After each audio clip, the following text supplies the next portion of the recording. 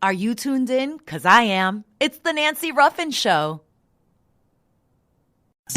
You are tuned in to the Nancy Ruffin Show, a digital global classroom where individuals across all ages, backgrounds, and career levels tune in for guidance and motivation to live life on their own terms.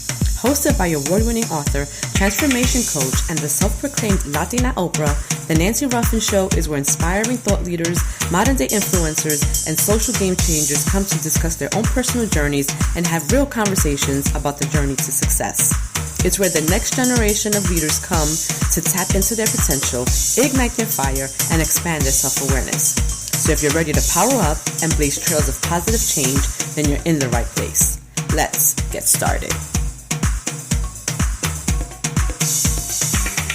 Welcome back, my loves, to a new episode of the Nancy Ruffin Show. I am, of course, your girl, Nancy Ruffin, and I'm excited for this week's episode. This past Sunday was Father's Day, so happy Father's Day to all the amazing men out there who are either biological dads or play a substantive role in the life of a child. So that means if you love, nurture, care, support, guide, or just a constant presence, father figure in the life of a child, then you too are celebrated. Parenting, fatherhood is no easy feat. Being a mom, I can say that parenting is probably the hardest job, hardest role and responsibility that we will ever have as human beings. We are tasked with the immense responsibility of raising up a child, and that's tough. So I really just want to take this moment to shout out you amazing men out there who are doing this job, because as we know, there are many men who have fathered children who are not being a father to the child, and sometimes there are other men fulfilling that role. And I think that it's equally as important to acknowledge those men. So I'm excited, particularly because this week's episode, I had a chance to have my dad, my brother-in-law, and my uncle on the show to really talk about fatherhood, what it means to them, what they feel has been the most rewarding, the most difficult part of being a father. All of them are fathers to daughters. With my dad and my brother-in-law both have sons. And so we talk a little bit about how parenting boys and girls is different, if it should be different, why it's different. It was a really exciting conversation. I will tell you that what you are going to hear is a very raw and unedited conversation amongst my family. It happened around the dining table at my sister's house, and no holds barred. You're going to hear everything. You're going to hear crying kids. You're going to hear drinks being mixed in the background. You're going to hear my mom blasting the TV.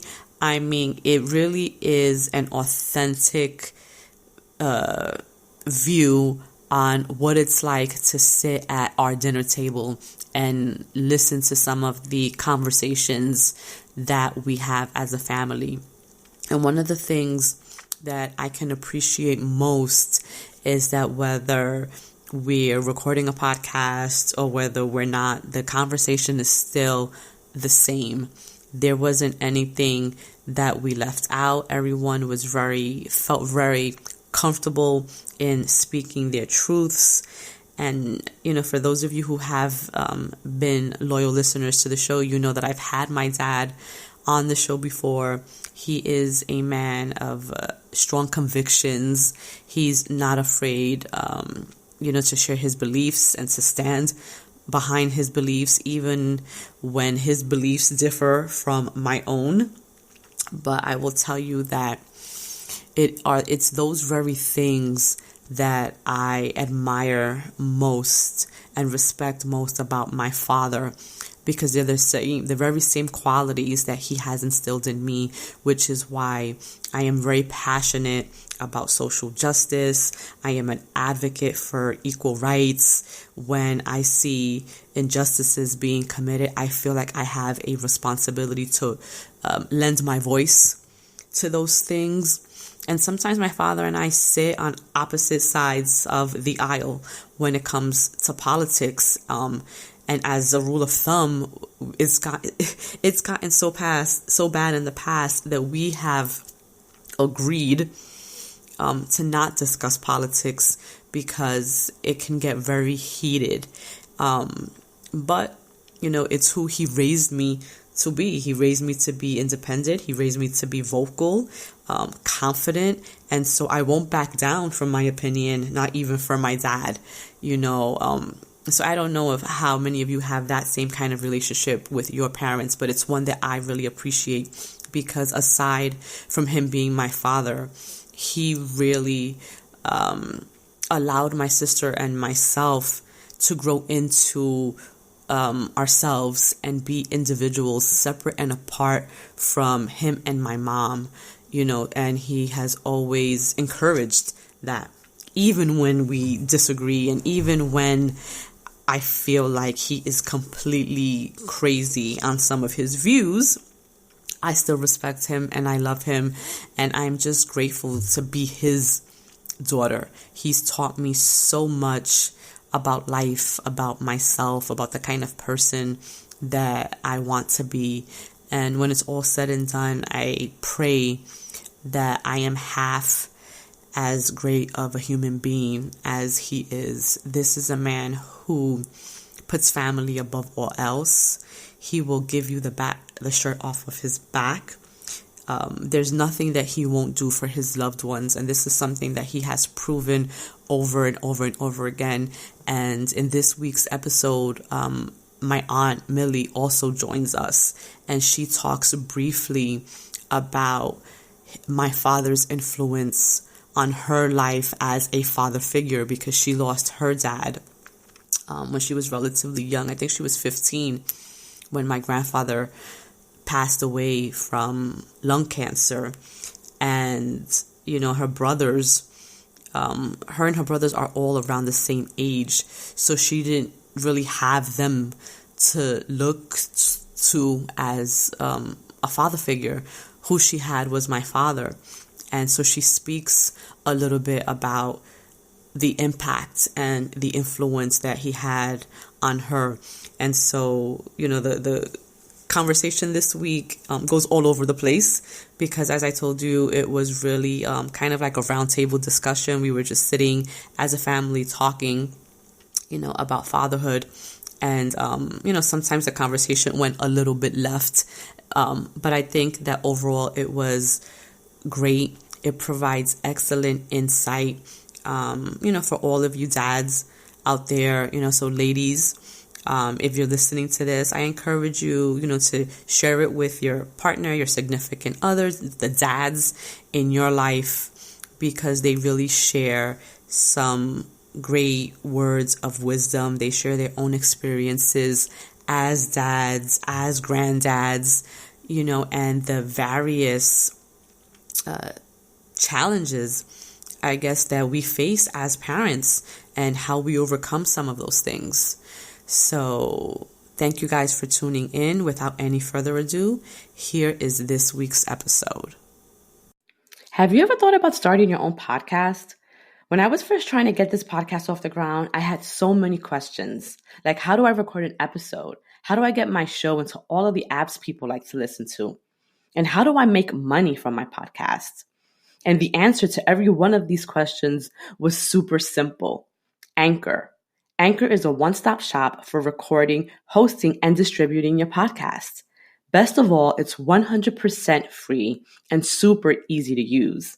And now, Anchor can match you with great sponsors who want to advertise on your podcast, which means that you can get paid to podcast right away.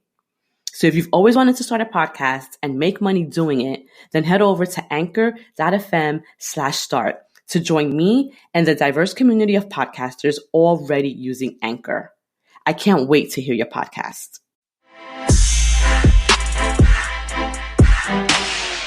I'm Avery. I'm Alexa. You're listening to the Nancy Ruffin Show. Yes, thank you, babies.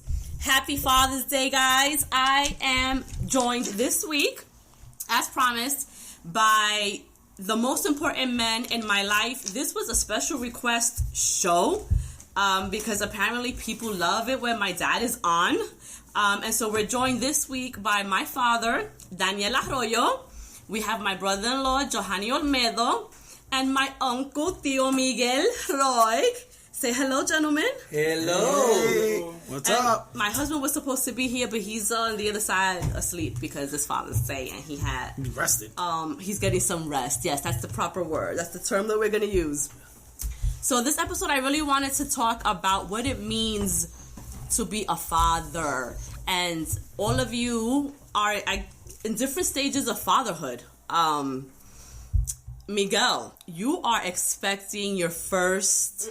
boy. Yes, grandson. First grandson. I know he got a bunch of granddaughters. I have granddaughters and I'm expecting the first grandson. Woo! So what does that feel? What does that feel like? You have been surrounded by nothing but women. Lots of women in my life. And now you have a boy coming. God willing. By October we should have a little one running around. Yeah, are you excited? I'm very excited. We're all excited. So, yes, we are. So we're just praying that everything goes well, and we should by October have the little one. So I'm gonna start the So this is a live podcast right now, guys. My kids are here. The family is here. So we're not editing any of this. You're gonna hear the kids in the background, and this is what a typical family get together is like. So I'm gonna start by asking all of you, what does it mean to you to be a father?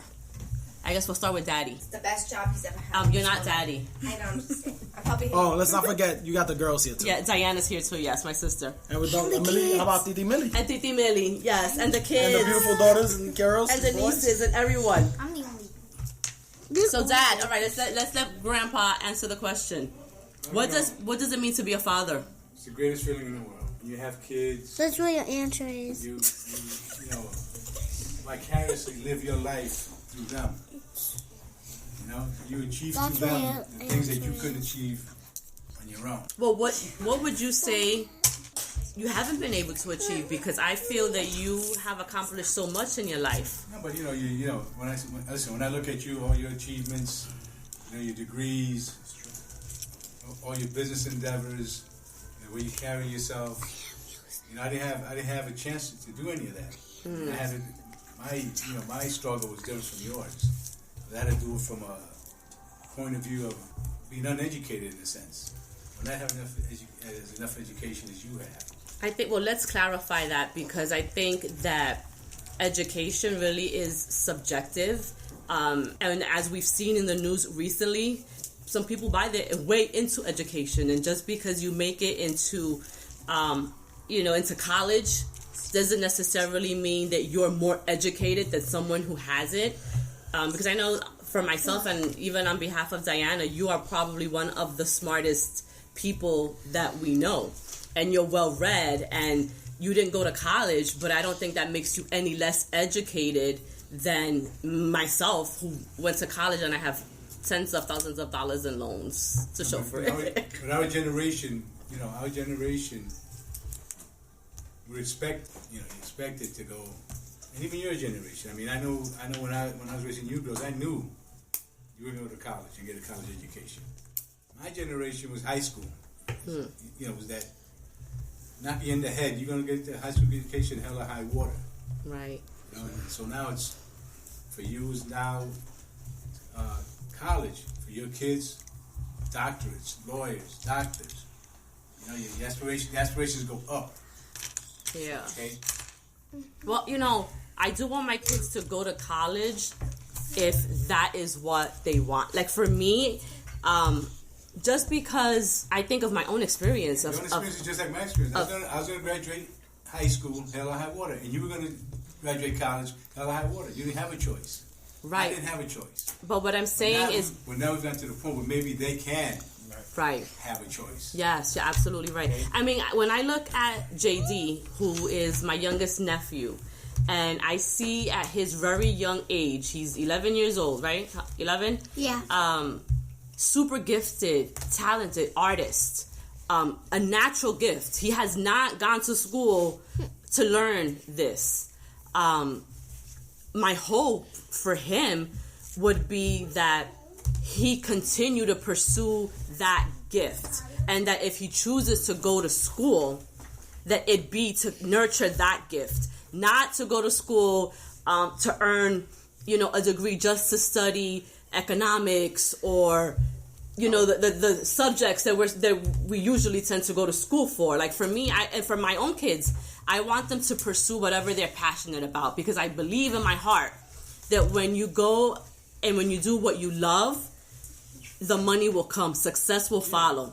I mean, I guess, Johanny, maybe you can kind of, I've been thinking a lot about being a dad. This first time in a long time, I guess maybe because there's so much going on.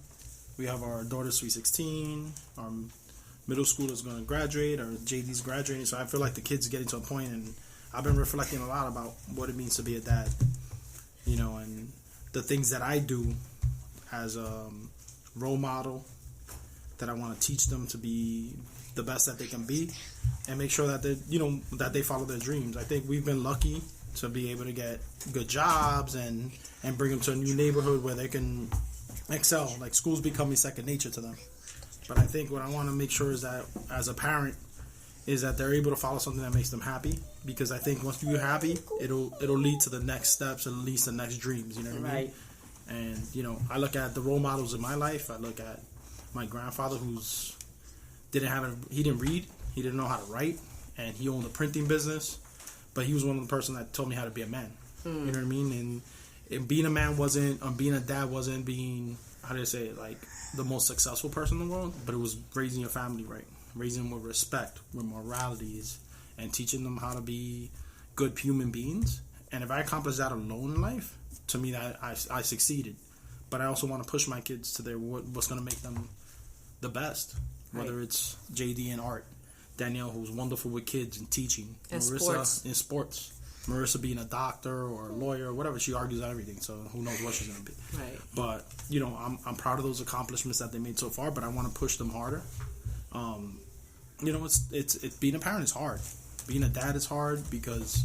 What would you say, and this is for all of you, and all of you have daughters. Oh, man. What has been the hardest part of raising daughters? And so I'm going to go to Miguel for this. We'll let him start it off. And then first of all, I got to say, Miguel's had all daughters, and he's done such an amazing job. And all granddaughters. No, seriously. But I look up at that because he's probably going to talk a lot about this. But to be able the way that Miguel's had the communication with his daughters has been unbelievable. Right. How he's taught them the daughters. I found it kind of easy having daughters. I just made sure that they got involved with things that I like and things they like, and I kept them keeping them busy. I kept them taking them to the museums. I took them everywhere they could have fun and enjoy it. That I was even talking to my littlest one now that is expecting, and she was telling me, when my baby is born, I want to do the same things you did with me. Take me everywhere, and I learned so much with that. And I'm going to teach my husband and my baby that. That's what she told me. So I was excited. So keeping them involved with a lot of activities, taking them to the museum, taking them to the baseball games with me, fishing. We did everything together. I treat them if they were like boys. I find, all men do that. Yeah. Because I remember my dad taking my sister and I to the dreaded Mets games when we were younger. Let's not talk bad about the Mets. No, we were not athletic girls. Like, so it's different where if you take Danielle. Well, you know what? I mean, we don't know if we were athletic girls. Well, we weren't involved in anything because they didn't push us. I'm gonna vouch for this. They're not athletic. We were involved in academic stuff in school. That was what they pushed us to. Right. Yes. They never pushed us. I'm still traumatized from the fact that you did not allow me to become a Girl Scout. Wait, this is Father's Day. You're supposed to be proud of Okay, yeah, you're right. Anyway, so yes, you're right. Let's go back. That's right. I'm just saying I'm still wounded from that, Dad. Oh, my But anyway, so Daddy, what was it like for you? How difficult, or not? I mean, was it raising girls? But have you done anything different? You know, with knowing how we turned out now. Raising girls are the worst thing in the world. But what did you used to say, Dad? Because every month, when they were around the house complaining with their pains and groaning and moaning. What kind of pains? The monthly pain, our right? monthly pains, yes. You know what I was doing? I was jumping up and down. Oh my God, another month. No baby in the oven. How lucky am I? He told me that last week. You know, my father used to always say, I remember this, you know, as if it was yesterday. He was like, oh, when you raise boys, you have to save up, or you have to worry about saving up for bail money. And when you have girls, you have to worry about them. The wedding. No, getting pregnant. Well, yeah, but no, I mean, you know, he tried to be a little bit. I remember that that was his biggest concern. It was his daughters getting pregnant before, you know, the expectation of marriage or being of a certain age. Like, he was always really worried about like teen pregnancy. Because it was the history that we were used to. Yeah, that's true. Yeah. Okay, you didn't know any better. Wrong decisions upon wrong decisions, generation after generation. At some point, I knew, especially where we grew up, that we had to break the cycle. You know, you didn't get married just because you got pregnant. Yes. Yeah. Okay. Right. You got married because you found somebody you love. Right. Okay. And the other thing I was telling you, you know, you don't need anybody. That's true. That's right. Education is what you need. Because education, if the guy doesn't treat you right, kick him to the curb. You move on. That's true. I mean, and I've been fortunate that you guys are in that position. For me, I had no choice. I was getting girls. Yeah. Nah, but it's true. I walked in, you know, with Diana two girls. and I came in, and you know, she had her girls, and it was instant. Like, for me, I fell in love immediately. You know, not only from. But I think that your situation was different because we had our families have been connected from before any of us were born. Like, there was even already. Him and I had a history, so. Yeah. Yes, and that's what I'm saying. So even when you guys when you got together, he was already in some way involved in their lives. You know, that's because of the relationship you had with his mom, the fact that his grandmother was babysitting them.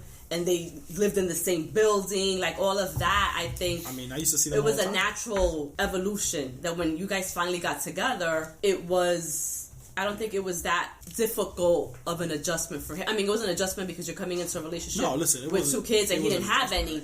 But these weren't kids who were brand new to him. They were children he already knew. Well, that's why I loved them because they were always there, right? So I got to play with them. I got to see them in advance. But you know what? I mean, for girls, it's hard. Right? Because not only that they have a lot of emotions and they're going through things, you want to protect them. And I think that's what your dad says and Miguel says is the most. You want to make sure you protect them and that nothing happens to them. But when they go through things, I think you feel the most pain. Any kids, right? Any of your kids, the pains and when the emotions, and you've been through it already, so you try to guide them and teach them and all that. But as you're seeing it, it hurts you. But you know what? I've been so proud to see how they've been able to come through challenges. I'm able to see how. You know, the things that Diana and I have instilled in them is working on a day-to-day basis. It's not easy because you get crazy attitudes and stuff like that, but I'm so proud to have girls. I mean, my son is amazing. Listen, I wouldn't know what to do as a parent, as a father, without my kids. And everything that I do every day that I wake up, and I know these guys attest to this, every day you wake up is to make sure that your kids are going to get whatever they need, whenever they need, however they need, and you'll sacrifice your whole life for them, whether it's physically, mentally, emotionally, you do it. Yeah, and that's, to me, I never knew what unconditional love was until you have a kid. And that's true.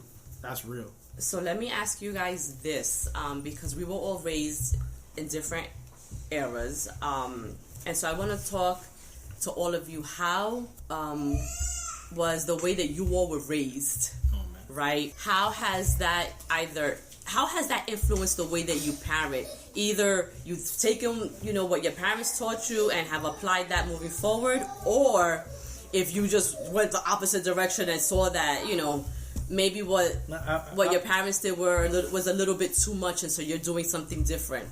I was like my parents. My parents were really great parents, and I took the same road raising my daughters, being truthful with them and helping them like my parents helped me. So when they're down and out, I'm there for them, and the same way my parents were with me. So I was the same way. The way my parents taught me, I was with my daughters, and I'm still to this day same way with my daughters. Daddy, how about you? Because funny. I want to talk because the way Grandpa raised you guys, it was different rules in your house for the boys and the girls. Yeah, but it's funny that I always revered my father, but when I think back on it now, he was a child. He was a child abuser. But that was the way of the time, right? Right, but growing up, I never, I never really felt like I was being abused. But in retrospect, he was a child abuser, hard, heavy-handed. A lot of spankings. He thought he was doing that, to keep us in straight and narrow, but really he was being abusive. So my father raised his hand, I would duck instinctively, thinking I was going to get hit.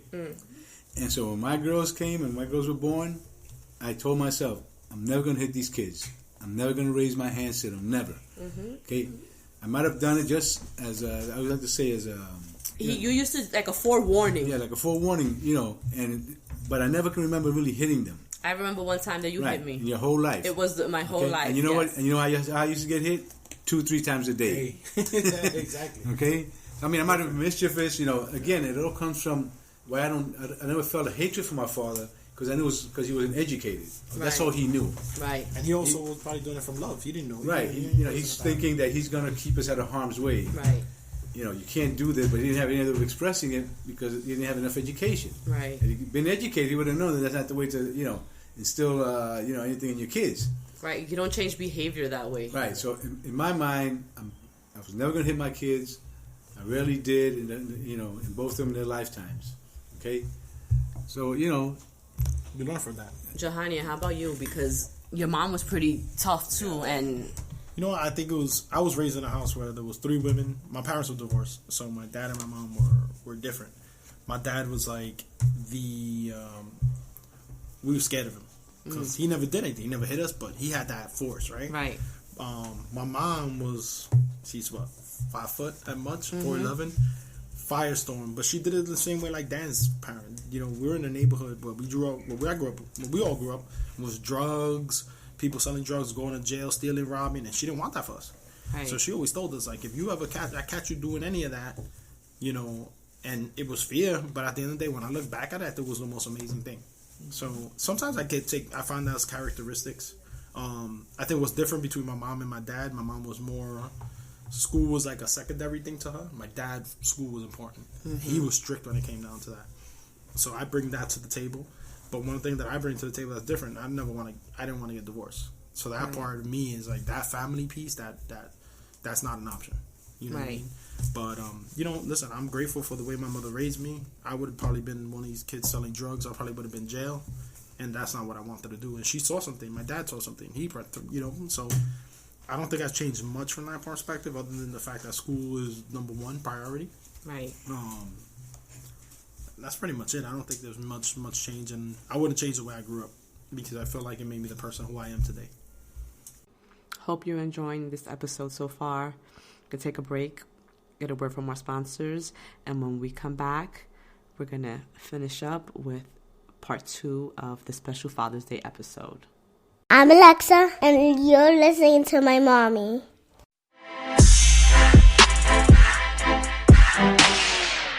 So when we're talking about parenting and fatherhood, what has been, and your kids are still fairly young, but for you, and you can you can add some insight, but what was the most difficult thing you had to go through as a parent, in dealing with your children and raising them?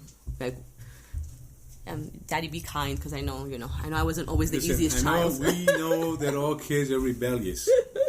I wasn't. But when they get to that age, you just want to strangle somebody. Anybody. Yeah.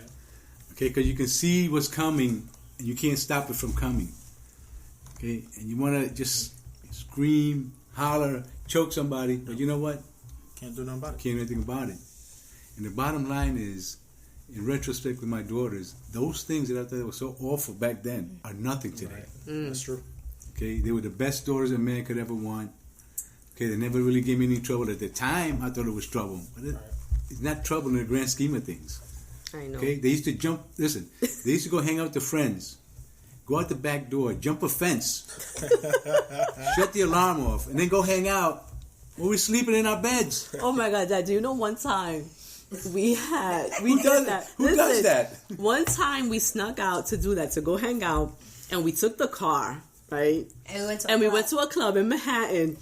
I dropped somewhere in the club. I dropped my ID, right? So somebody found it and took it to the DJ booth. Yo, so they stopped it and they said, "That's your Royo, come to the DJ booth." When I tell you that those were the five worst minutes of my life. You came up to me and I was like, yeah, you on your own. The thing is, we thought that my father No. had found where we were and came to get it and was gonna drag us out that club. When I got to that DJ booth and they told me they found my ID, I was like, oh! Yo, let me ask a question. Was Titi Millie there though? No, she wasn't there.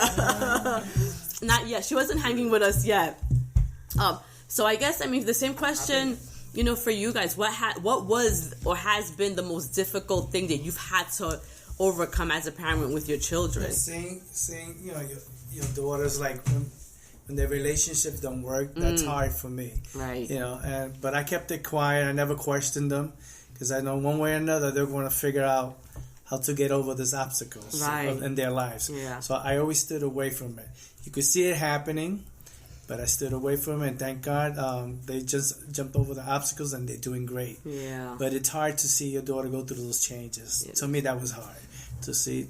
Like two of my daughters go through those changes. The rest, so far, they're good. But the other two are good. But seeing the two oldest ones go through those changes, it's hard. It's hard. How about you, Johanny? I think our kids are young, so it's more stuff like that they're going through high school, middle school, where stuff with their friends. Yeah, with their friends, right? Petty. You see them sometimes, they get rejected or something to that effect. And I'm so emotional. We know. I get protective. I'm gonna tell an example of Danielle. She's probably gonna get mad at me right now, but she had an incident in school, and a kid tripped her, and I got straight hood. And I was like, "Yo, you're gonna come with me. You're going to punch a kid in the face. If he does anything, we're going to have a problem." And I know I shouldn't be saying that because I'm going to go to jail for something like that. But well, you're just going to let her do it. You're not going to lay no hands on the kid. But if he would have got crazy with it, whatever. But but seeing that part of it and seeing my kids ever, all of them.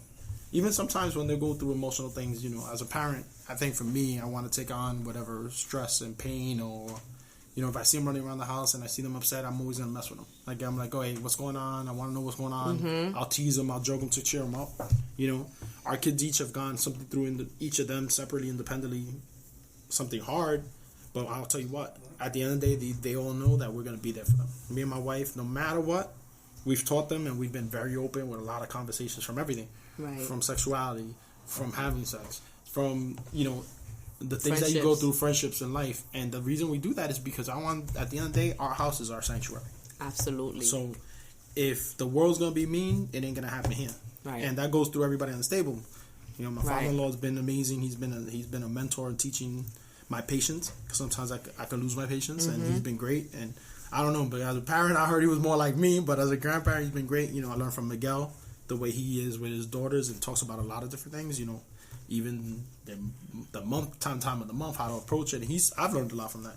So, it's at the end of the day, the hardest things is seeing your kids go through anything. You never want to see them sad. You never want to see them upset, and you take that pain on more than they did. So. And I think, and I don't recall bullying being such a huge thing when we were growing up. I don't know if maybe... You were a bully. Shut up. I was not. But I feel that we as parents have to be even more aware of that. And then it's also important to make sure that just what's regular, kids kind of having conflict, not be categorized as bullying, but also making sure that you're there to advocate on behalf of your child and step in when it's necessary. And, y'all know I'll be the first one to jump, for the smallest thing, which is... I've learned a lot from my father, too, in the later years because he wasn't always as patient as he is now, and I think that just comes with age and with wisdom. And then when you're a parent, and you're raising children when they're younger, you have to have a different way that you approach parenting, because like you said, that it's about protecting your child at all costs, and the environment that we all came from was not the best environment, you know? True. What do you want to say? No. Ask Millie, go ahead. Oh, I'm sorry. So we're having a conversation here, and it's amongst family. And the thing is that, guys, we have these conversations all the time. And for me, it's really important to include my family in the things that I'm doing. We have my aunt who's here with us, who is not a parent in the biological sense of the form. And this is a Father's Day show, but she has been a very integral part in my life, my sister's lives, our children's lives. And she is the fun titi, but she's also the person that we have always been able to go to when we couldn't go to our parents. So I don't know if Titi, if you want to say something. Yes, I do want to say something. I want to say that I'm happy Father's Day. I'm very grateful to have the role model that I have in my life. And I want to start with my brother-in-law, Danny. He's been in my life for 30 or 40-something years. My father passed away when I was 15 years. And I'm 15 years old, and he took the role as a father. I'm grateful to have him in my life. It wasn't because of him. Maybe I would not become the lady that I'm in right now. You know, like, I'm a great woman. I learned a lot from him. I love him as my father. It's hard not to grow up with a father and not knowing, you know, what it is to have a dad. But having my brother-in-law around me is, how would I put it? A big thing to me, because we went through a lot. 8 kids. He went through the ups and downs with us, you know. He dealt with a lot of stuff with my brothers and sisters. But he never put us down. He never knocked us. He was still there for us. No matter what we did or what my brothers and sisters did wrong, he never criticized us. So for that, I want to thank him.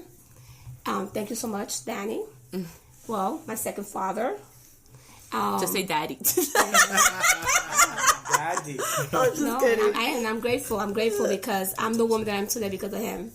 I was one of the lucky ones, you know. Yeah. I have a lot of respect for him. I've never disrespected him. And he always treated me, you know, I know sometimes I used to get mad the way I was usually with the girls, but... You know what? I think my father was actually very grateful for you, because a lot of times... In the beginning, I thought I wouldn't want my younger daughters, you know, hanging out and, you know, after you're older than them, you know, you would do things for your age that I thought were inappropriate for the girls at their age. So I was a little, you know, combative within myself. I never told you anything, but within myself about that. But as the years go by, I am very truly thankful for you being in their lives. Because I know you always wanted what was best in their best interest for them. You always treated them like a mother figure. Okay? And I'll always be grateful to you for that. And you personally have never, ever given me any problems of any sort. If nothing, I've been most proud of you the way you've lived your life. Thank you. Yeah. Okay, you had your career. Okay, you fought your way in there tooth and nail. That's right. You survived all those years in there, and then you retired, happily retired now. I couldn't be any more proud of you than I am. Yeah, I mean, I have to say that she really taught me what it was to be yourself and to be proud of who you are. Like, she really taught me what it means to live authentically, not to be embarrassed, not to be ashamed, to just own everything that makes you you and be proud of it. You know, and I feel like the show's taking, you know, a different weird turn. But it's still all together because, you know. I think that takes a village to raise a kid. You know, a lot of her influence, again, comes from the influence that Daddy, you had, you know, in her life, and being able to mold her and guide her and influence her, you know, that set her path different from the rest of them, you know?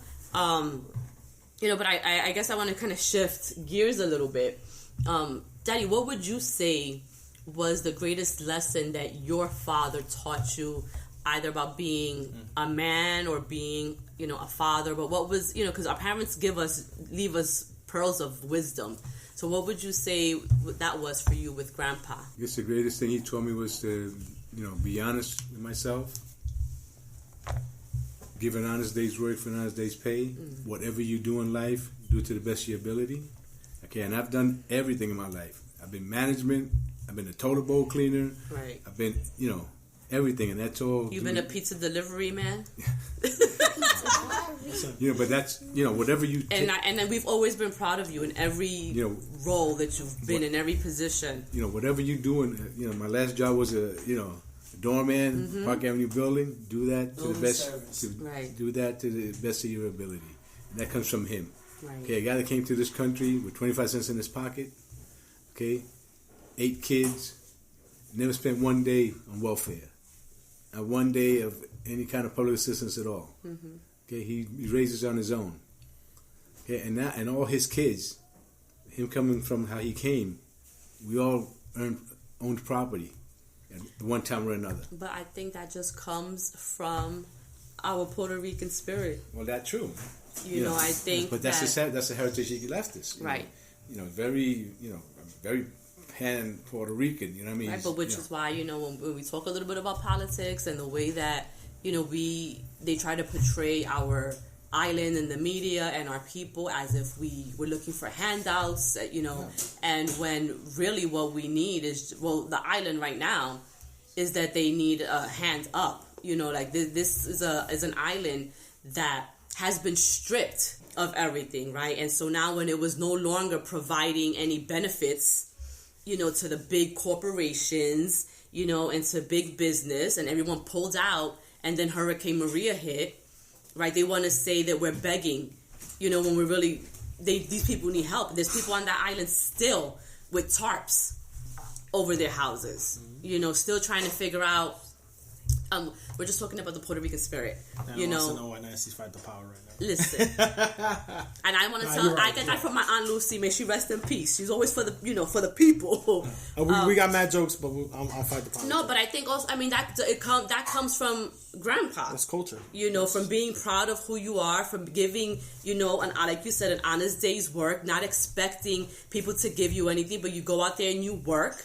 But then sometimes things happen and people need help, and then when that happens, you expect the government that's supposed to be taking, you're a part of this government. So the way that they would help New York, like they did, when 9/11 hit, and there was so much assistance and this and that, is the same expectation that you should have for the island of Puerto Rico when we are a U.S. territory. We're American citizens. But I digress. Yeah, you totally digress on that one. Jahani, what would you say has been the greatest lesson that you have learned from your father? I think one of the things is interesting. My dad is interesting case. I love my dad to death, but he's tough. I think one thing I learned is sometimes to be strong. Told me how to be respectful. I think to sometimes to a fault, but it was good. And make sure when you address an adult, you respect them, look them in the eye, you shake their hand. That part of it. I think he also told me, and Dan's gonna laugh at me, but I think family is important. That comes from my grandmother, my grandfather, him. That everything you do is for your blood. You know what I mean?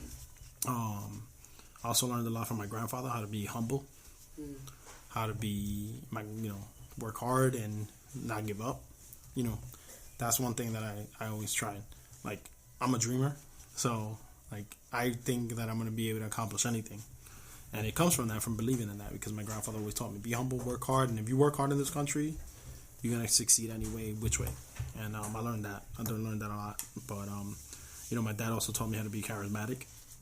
He's that you are. Your son has that same characteristic. He's very charming, and he knows how to work a room and stuff like that. And I learned that. I didn't know that until I moved with him, that I had that in me, to be able to be like, oh, you know what? You can walk into a room and get your head high, and people are going to learn who you are and earn, not respect, but also just see, you stepping into a room and you're doing that. So there's a lot I learned from that, and having a voice, not being scared to have my voice. And I can step into a room. I don't care who's in the room. I know that I can be head to head with them, right. And I'm not scared of that. before I moved to his house, I was scared of that. I was scared of not being able. I could walk into a room and be like, you know what?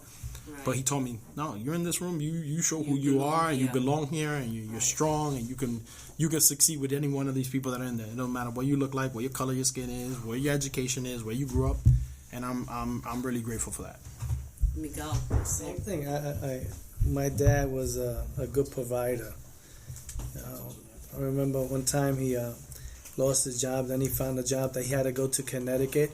He used to just go there for 3 or 4 days, and we didn't see him, but just to provide for us. That's the same way I'm still now. I try to provide to my wife, make sure that she's always happy and ourselves, and be a good provider. So I thank my dad for that.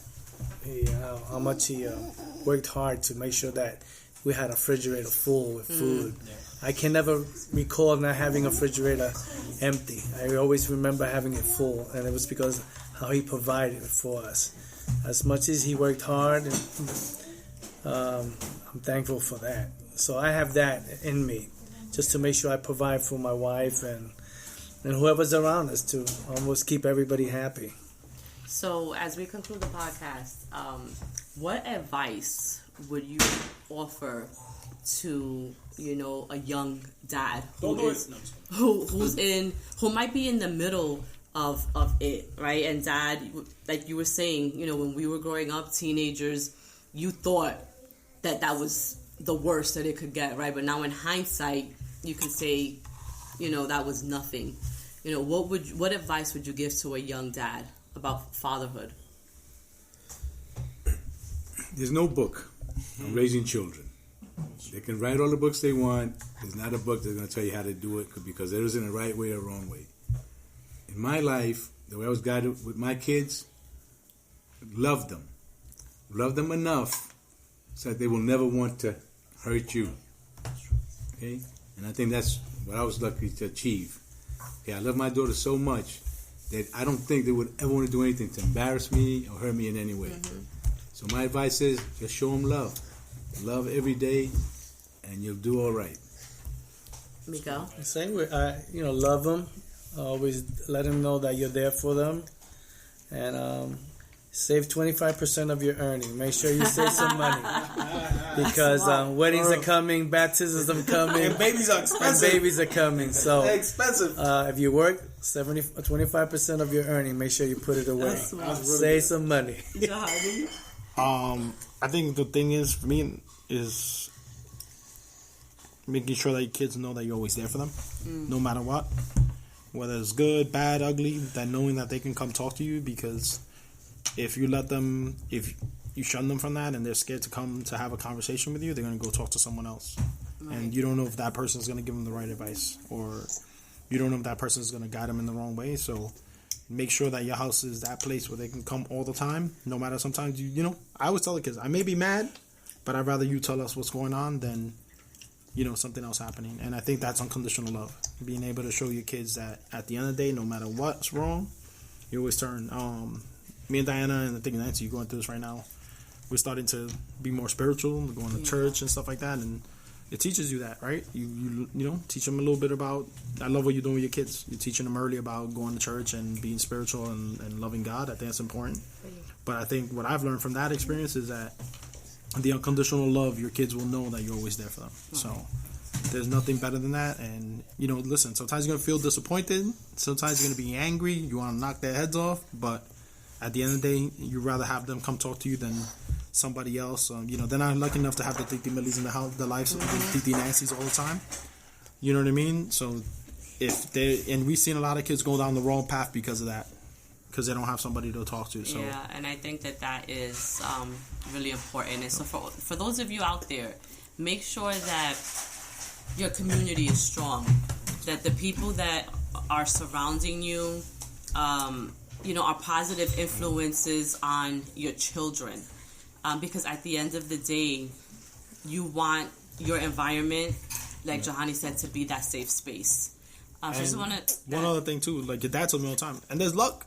You know what I'm saying? Right, yes. Luck and a lot of prayer. Luck, you know what I'm saying? Sometimes you get lucky, you know what I'm saying? That things don't go the wrong way. But look, I'm gonna tell you, at the end of the day, it is the hardest job being a parent as a father, but it's also the most rewarding thing.